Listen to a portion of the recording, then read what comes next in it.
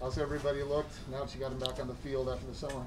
Yeah, I would say this team, veteran leadership, has had a really good summer. And so, we're a healthy football team going into the start of fall camp, which is, I think, what you want to see. It's a group that fundamentally and physically, I feel like, has really taken advantage of everything from January to obviously where we are now. And you're talking a starting point today, but, at least from what I saw, is a very eager football team to get ready to go. Matt, the state of Iowa is a hot spot again. I've heard on the street that you guys, the football program's over 90%. Can you go into that a little bit? And are you guys going to be under the same protocols that you were under last year? And just you guys internally? Yeah, I think that's ever changing. And so I think we're trying to adapt with obviously what's going on around us, what the NCAA guidelines are. Fortunately, Mark Coberly has done a great job from last year to where we are at this point. But like you said, from a standpoint of our guys being vaccinated, we're well over 90% of our team, and hopefully really close to 100% by the time we actually start the football season. So all things that we just continue to try to educate obviously ourselves on, and then once we can educate ourselves, try to educate our kids on. Is there anything you can say publicly to those players that aren't vaccinated? I don't. Maybe it's not players. Maybe it's somebody, secretarial help or whatever. I really think all you can do is continue to try to take the guidelines and the education that we're given and continue to try to make the best decision for everybody involved. One more thing on that strain, that's a bad word to say. But Bowlesby was very outspoken on this whole thing. He actually started his press conference regarding it a couple of weeks ago, last time we talked to you. What are your thoughts on that? I mean, there's no more free passes. There's no more passes, no more cancellations, no more postponements. It's a forfeit. What is your thoughts on that? Yeah, again, I from my end of it, all we can continue to try to do is do a great job internally of taking care of what we can control. And, I think from that standpoint, this program and our kids have proven that they can do a great job of that. And we'll continue to, we're battling a lot of things on a lot of different fronts. And so I think that's part of our job as teachers and educators is to just continue to do a great job of educating our kids, our team, on, what can put us in a position to maybe not play our best football or not give us an opportunity to be our best when our best is needed. And so, they continue to educate from our end.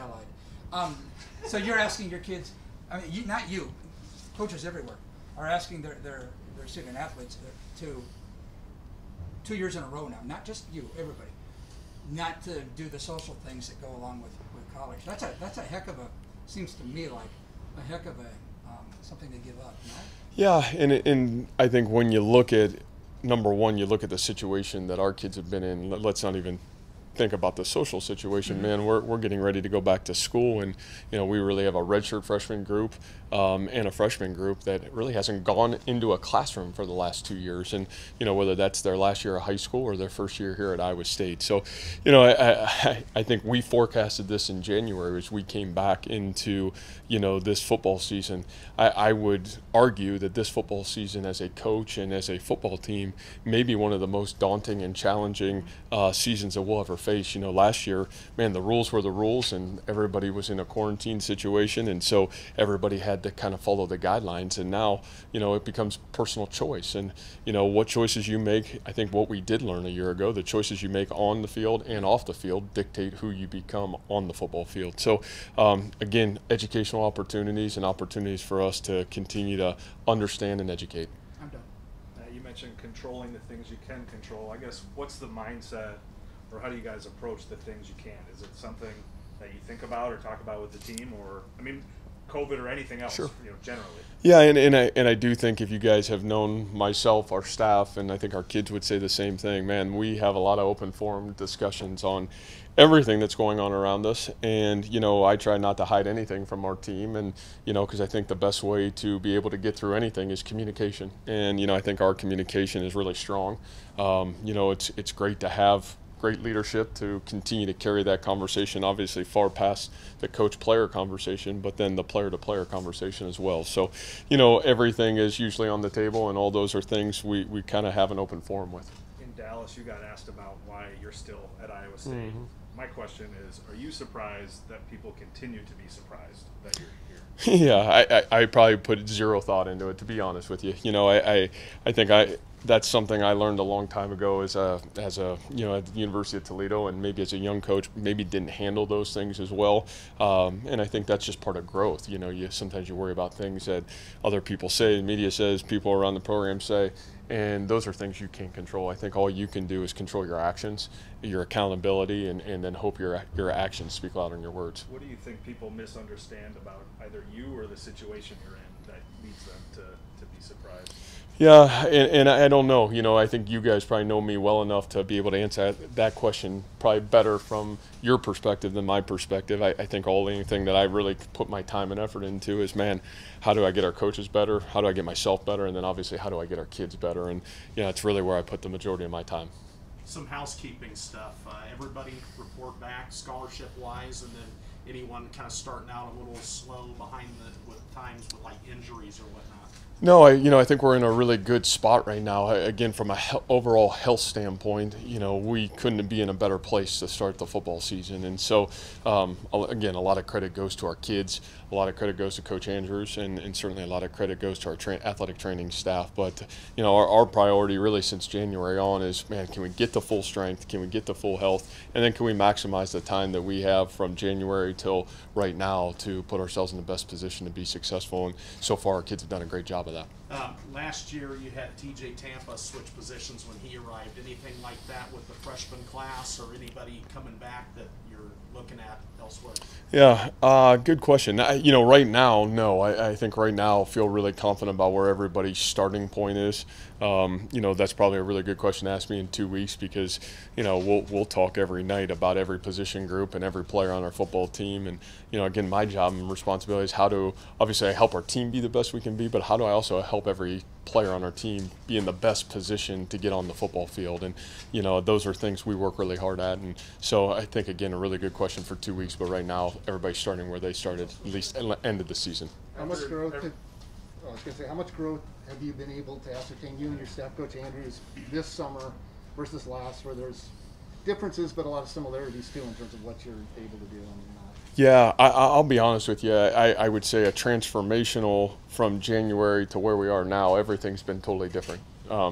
We've never done any of the things that we have done in our program, at least operationally, from how do we get to be our best in the 12 guaranteed opportunities we have. And, you know, we learned a lot about last year from a COVID situation. We learned a lot of last year of, man, how do you reflect from that?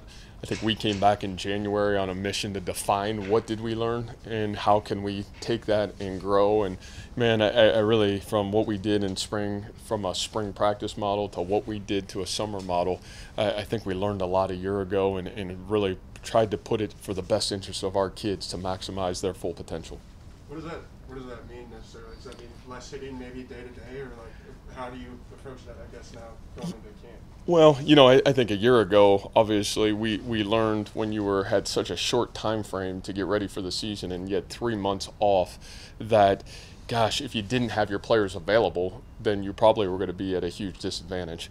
And the reality, that is college football, right? In a normal year or not a normal year like we had a year ago. So that doesn't mean less hitting. I think it just means understanding, gosh, what does every period give you within the rules, give you an opportunity to do?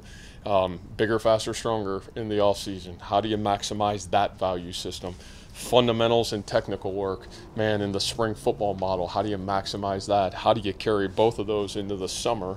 And then when you get the opportunity to actually put a helmet on, be out there with a football with your team, then how do you grow into that and make sure that those days and opportunities are maximized? And again, we have such little time. You know, professionally, you get so much time to work on all those things on a professional model, where in the collegiate model, due to the rules and regulations, you just don't.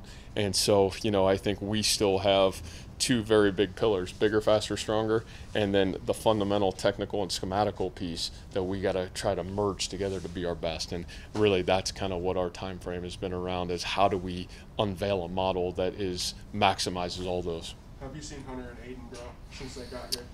Oh, you know, I think anytime you're a quarterback And especially you talk about, Hunter's situation where he got live game reps, Aiden's situation where, just continuing to take really good practice reps a year ago, I still think it gives you confidence. And, systematically we haven't changed. I think we continue to evolve, but haven't changed.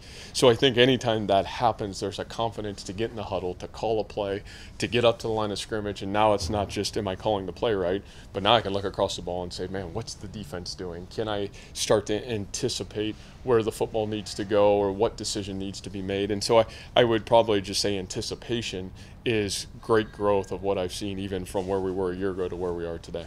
What's Oklahoma and Texas leaving for the SEC mean for Iowa State in the big picture, the long term? Yeah, again, I have no idea. I think those are things. Great question. Probably a better question for somebody else here because, my focus has been on zero of that, and to say it doesn't matter or I don't care is probably wrong, but to say that I've thought once about it is probably right. My focus has solely been on our kids and our football team and making sure, we continue to do what we need to do in the present. Matt, we've been watching a lot of Olympics. The Simone Biles thing has been a huge story. Is there anything specifically that you guys do around your program to make sure the mental health of these guys is in the right spot, especially given what we've dealt with the last year? Boy, I mean, and not even the last year. I think over the last 3 to 4 years, if you weren't thinking about mental health, if you weren't thinking that what 18 to 22-year-old student athletes, especially, at the level and the expectations that are put upon them, then I think you're missing the boat. And so, those are things that we have poured our time, our effort, our energy, and continue to bring in different resources to educate ourselves as the teachers so we can be an asset to help guide our players, but then also bring in those assets to our players to help them uncover what is great mental health, what does it mean to handle with pressure and handle all these things that are coming at 18 to 22-year-olds. And, that wasn't just a last year thing, but I think that helped us navigate the storm of really what we've been in since, last March. So great question. I think something that is obviously very real and something that if you're a teacher today, it doesn't matter if you're teaching sports or teaching, in education, it should definitely be priority number one. Does that mean like professional people coming in to speak with guys and things like that? Yeah, and I think, again, first of all, I got to educate the coaches. What's the awareness of it? How do you handle this? How do you help your kids handle it? And then educating the players on what is this and how to handle it. So I think multiple resources that we have reached out to, that we have brought into our football program to try to really help guide us. She said that Biles did that one of the concepts here, or one of the factors here, is that everyone's expects her to be great. Everyone tells her how good she is all the time. I don't know how comparable they are, but obviously we know where this program's going to kind of start the season. Does that play a factor at all when you have us, national media, that are going to be saying, hey, this team's going to be really good, supposed to be really good, and everything that kind of comes along with that? I think that's such a great question, and I think that's really a question that I wish you had asked me 2 years ago, because I would tell you I probably did a really poor job 2 years ago when maybe this started to come, right? I think after we played in the Alamo Bowl that following season in 19. I really look back on that 19 season and say, man, I don't know if I was good enough in addressing expectation, standard. Man, you had some young players that were forced upon expectation, and then you had some older players. And, I think it took the ability for me to sit down and talk to our kids to understand maybe where some of my shortcomings were as the head football coach. How do I address it and really then have even more awareness to say, gosh, we got to be better, and it's got to start with the head football coach. So, I think those are things that we learned 2 years ago that have helped guide us. And, like I sit down and we just didn't get good, and expectations didn't just happen. Like, we've been really good here for the last 4 years. So, I think there has been a growth process in understanding that. And, especially at a place like Iowa State where success hasn't occurred with great consistency, and all of a sudden you start to kind of move up that ladder, you do feel that from a coach standpoint, from a player standpoint, and I think everybody. And, I think I've been able to evolve as our programs evolved, understanding the value that what you just said really is real, and how can I do a better job of protecting, guiding, and educating our kids. What would you have done differently 2 years ago, and how does that affect you today? Yeah, I think it's just, falling back on what our core values have been: relationship, culture, the best interest of our football team is still the 18 to 22-year-olds, and and then also with our coaching staff. I think sometimes my greatest fault is you're talking about a guy that worked up from Division III football and a staff that's worked up from Division III football, and sometimes a lot of time our motto has been, man, if you work harder, then you're going to be better. And so at some point, I think there's a realistic piece, and you guys probably have done this in your own profession, man. At a point, can I work smarter and understand what's evolving around me and be better for the situation that I'm currently in? And so, that doesn't mean we've worked any less or not worked to the standard that has been what's allowed us to be successful. But I think working smarter, I think defining who we are, again, we set the standard and expectation for who we are, not the outside noise, and really kind of honing in on those things. It probably escaped me a little bit in 19, and I probably did a really poor job, to be honest with you. Aside from Charlie Kohler, who Mauser says is shredded, and Skip back here. That's a loose term, shredded. I didn't even know what it meant. Yeah, I don't either, but I'm going to check it out. Yeah, anyway. That's one of those things, your downfall. Yeah. And you need to check that one out. Yeah. Anyway, who always see Monday and say, oh, wow, look at him. Yeah, I think the group that I'd probably talk about the most is the group that maybe had the most to gain, right? And that's that group of guys that decided to come back to Iowa State. And, I think any time that happens, you have some guys that either could have left for professional opportunities or could have left from, the COVID situation where they got an extra year. I think that's always a fine line. I think the fans and the media say, man, that's awesome, those guys came back. I think the coach, there's a hesitation of, man, are you coming back with the right mindset and the right purpose? A team is very important, but can you push yourself to maximize this opportunity? You said that right from the beginning. Yeah, and I think from my end of things, that's probably, if I'm really proud of one group, boy, that senior class, those guys that decided to come back, there's not a guy that failed in terms of maximizing what the last 7 to 8 months have given them. And so I think it starts there, and to be honest with you, if it does start there, then it bleeds through the rest of the program. It bleeds through the young freshmen and sophomore and juniors that say, hey, if they're working like this, then that's the expectation and standard of what the work ethic needs to look like. And I'm not just talking in the weight room, but how you sleep, how you recover, how you do nutrition, all those little things that actually matter as much as, man, going out and playing the sport of football. So I would just say, just in general, that group all has done a phenomenal job really changing what their body looked like in January to what they look like today.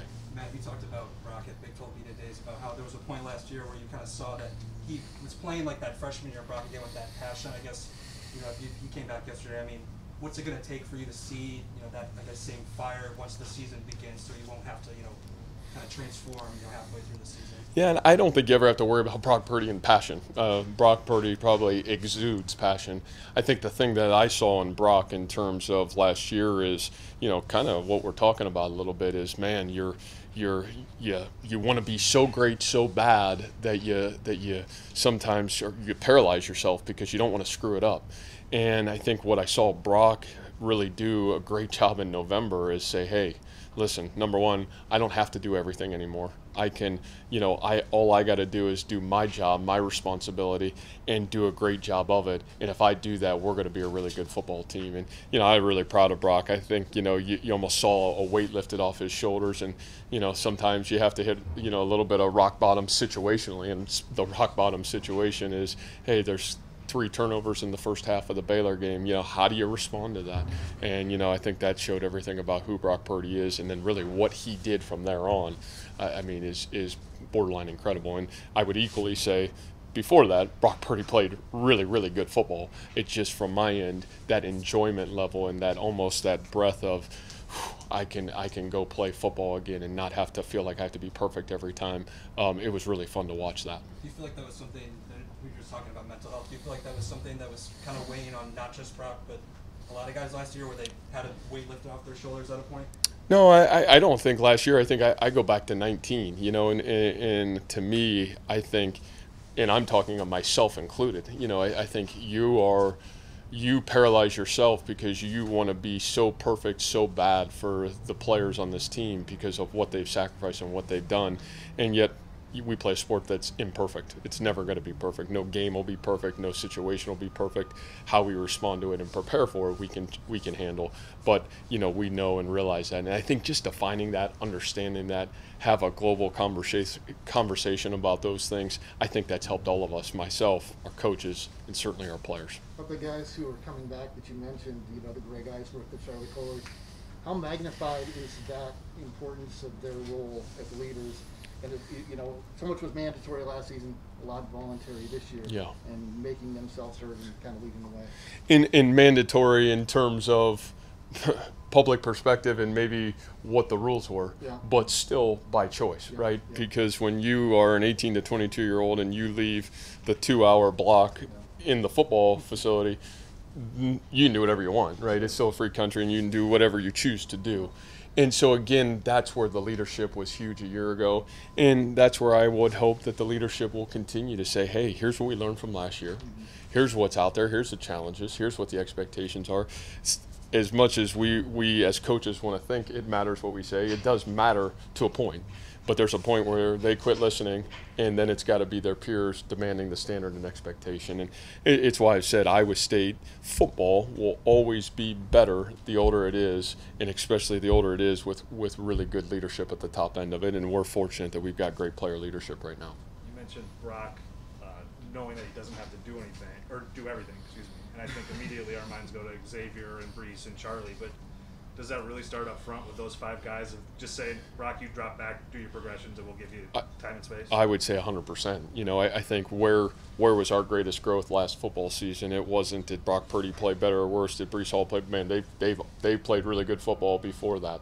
It's that offensive line taking a huge step forward, and now can you take another step forward? Because I still think there's another step out there for that group to continue to grow. And one of the great positives there is there's competition. Man, you better bring it every day, or you might not play. And so I think when those things occur, and I think we were able to generate that and get that maybe a little bit earlier in some other positions. And I know I've said this, there's going to never be a quick fix for that at Iowa State. You can't just go, get an instant answer at the offensive line position. It takes recruiting, development, and time. And I think if we've studied football, we know, man, that's 3 to 4 years. You're asking an 18-year-old offensive lineman to go block a 22-year-old, man in there. Man, that's growth. And really, I think we're at that point where we continue to hopefully evolve and grow. And we've got depth, and we've got numbers, and we've got classes behind classes that continue to understand what the standard is up front and grow, kind of like we've been able to do on the defensive line at times. How many guys do you have at that position now that you feel comfortable with, and compare that to maybe when you guys first got there?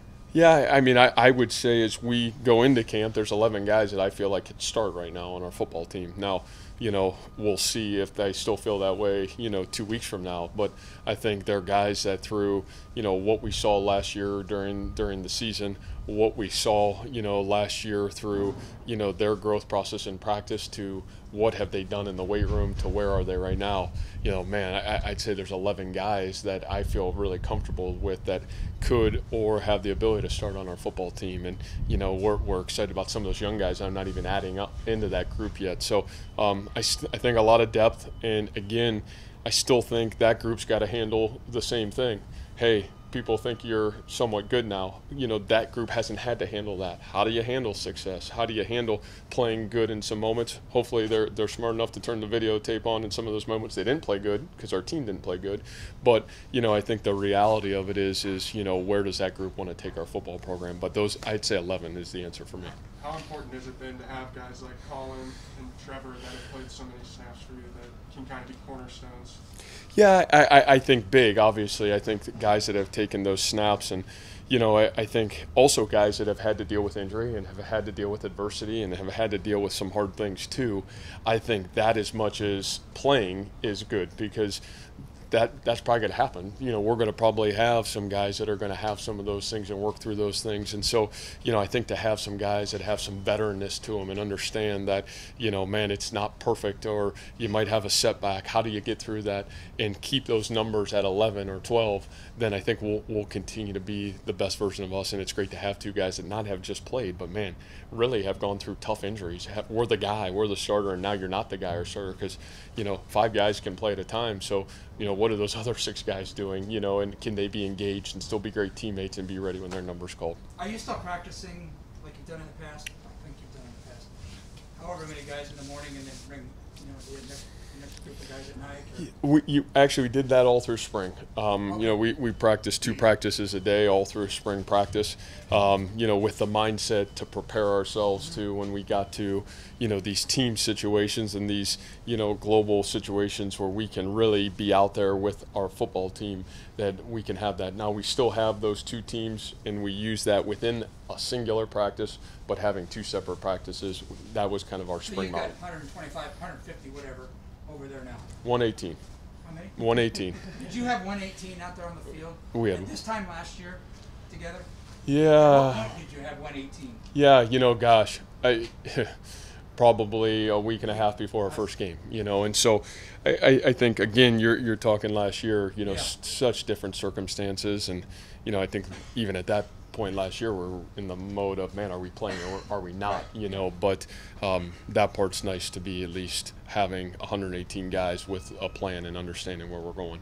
How have your guys handled NIL, and how do you want them to handle NIL as the season gets going here? Oh man, gosh, I feel like, I wonder if you're like asking for a good soundbite here or not. Like, really, and I do think that's a huge positive for us. It's another educational piece. I think our guys have done a phenomenal job handling it. As I told our players, it's not like they gave name, image, and likeness and gave you 4 extra hours in the day to say, hey, listen, let's go get good at education. Let's go get really good at our sport. And then, hey, oh, by the way, let's take the extra 4 hours and go get better at name, image, and likeness and make, a little bit of money. So, I think our guys have handled that. My only ask is, our thing here is, man, the image of one projects the image of all, right? And so, how you use your name, image, and likeness, how you carry yourself in this community, how you act, it's about all of us. It's not just about a singular person. But, the guys that have been able to be able to use that in a positive way, it's been really good. And, Randy, I think, talked about the Rory Walling situation where, man, using that to make a difference. And I do think that's the one thing that our kids do understand. And again, something else we talk a lot about in our program is give more of yourself than you take from the whole. And, I really feel like our kids understand that value system and have really done a great job with name, image, and likeness. How could it affect your team in a negative way? How can it affect in a positive way? And I really think at this point, it's all been positive. Based on what you said earlier, it sounds like you have a small number of unvaccinated guys, and that you hope that number gets even smaller. What are you hearing from those guys about what maybe is changing their mind to get it, or what the hesitancy is? Yeah, again, I think every one of those situations are a little bit different, but whether it's family value, whether it's health concern, I think there's a lot of different reasons, and again, that's personal choice too. And so, giving our kids the opportunity to make the best decision for them and their family, it's ultimately their responsibility to that, and my responsibility is to help continue to provide, man, here's the facts, here's what we know, and then you make the best decision for you and your family. You talked about Colin Newell earlier. What unique perspective does he provide, being an Ames kid, having grown up watching games in the stands? Yeah, I think that's always been one thing that's allowed Colin to really get off to a great start in our program early on, is because there was such a pride factor of, man, this is really important for me to come here and help this program take a huge step forward. And Colin, from day one, has brought that kind of pride, that kind of energy, and that kind of commitment to our program. And now you see a young man that's engaged, that's like, man, he's ready to graduate. He's been an anchor to the success of our football team. You couldn't ask for anything more from what Colin Newell has done on the football field, who he's been as a leader in our program, and really what he stands for this Ames community. He's been nothing short of exceptional. I know you said you haven't really thought about the Texas and Oklahoma deal, but have you guys had conversations about, when it comes to recruiting, the not knowing, the uncertainty of like what's going to happen for you guys? I guess what's that been like for you guys inside the program? Again, I've always said in the recruiting piece is win. Right? When you win, people want to play for winners. And when you want to have success, people want to be around a program that's having success. And I think winning not only on the football field, but then also winning in, man, how are you developing your student athletes? How are we helping them with life after football? How do we create an environment that kids do feel confident and safe to come into your program? I think that matters way more than anything else matters. And I think sometimes we put too much thought into that, especially right now when, geez, it seems like it's a very cloudy environment and nobody really has any clear, vision of where this is going. So, the great thing is we control our own destiny. We control who we are and where we go and what we become. So I think just really sinking back into those factors. We've got time for one more question for Coach. You mentioned changing things in the spring and in the summer. When you look forward to fall camp now, what's going to be different when you think about obviously 2020 is different, but 2019? Well, I think the biggest thing from my end is, understanding that we want to be our best on those 12 Saturdays, right? And, I think my growth has come as, man, I could sit and practice for 4 hours and love it. Now, I don't think our kids would love practicing for 4 hours, and for their best interest to be better the next day, that's probably not the most wisest thing to do. And so I just think, again, having a global perspective of everything you do in your program from January till the end of December or January is the betterment of putting your kids in the best position to be their best on Saturday. What does that look like? How do we get there? Whether it's us as teachers or coaches, or whether it's how we feed them, how we rest them, how we recover them, and how we practice them. So I think all those things fall on my shoulders. And, I think just growth of, again, you're 41 years old, like I don't have it all figured out, right? Like, so just trying to take what's worked well, what hasn't worked well, and continue to try to evolve to be the best we can be and help myself and help our kids be the best version of myself that I can be for them. All right, Coach, thanks.